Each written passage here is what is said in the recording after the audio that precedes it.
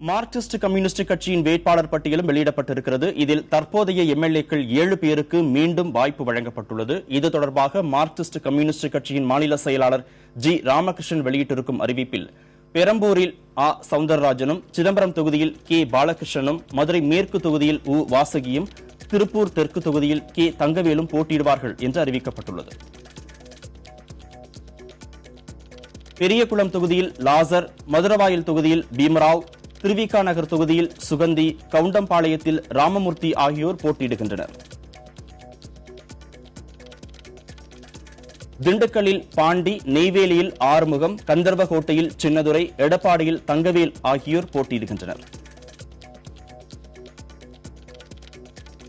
விக்கிரவாண்டி தொகுதியில் ராமமூர்த்தியும், கோபிச்செட்டிப்பாளையம் தொகுதியில் முனுசாமியும், கூடலூர் தொகுதியில் தமிழ்மணியும், பழனி தொகுதியில் ராஜமாணிக்கமும் போட்டியிடுவார்கள் என்று அறிவிக்கப்பட்டுள்ளது. லால்குடியில் ஜெயசீலன், கீழ்வேலூரில் நாகை மாலி, நன்னிலம் தொகுதியில் சுந்தரமூர்த்தி, ராஜபாளையத்தில் குருசாமி ஆகியோர் போட்டியிடுகின்றனர்.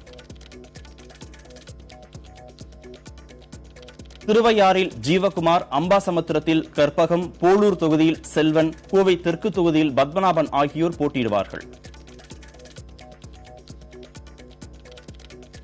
அம்பாசமுத்திரம் தொகுதியில் கற்பகம், போலூர் தொகுதியில் செல்வன், கோவை தெற்கு தொகுதியில் பத்மநாபன், விளவங்கோடு தொகுதியில் செல்லசுவாமி ஆகியோர் போட்டியிடுகிறார்கள் என அறிவிக்கப்பட்டுள்ளது.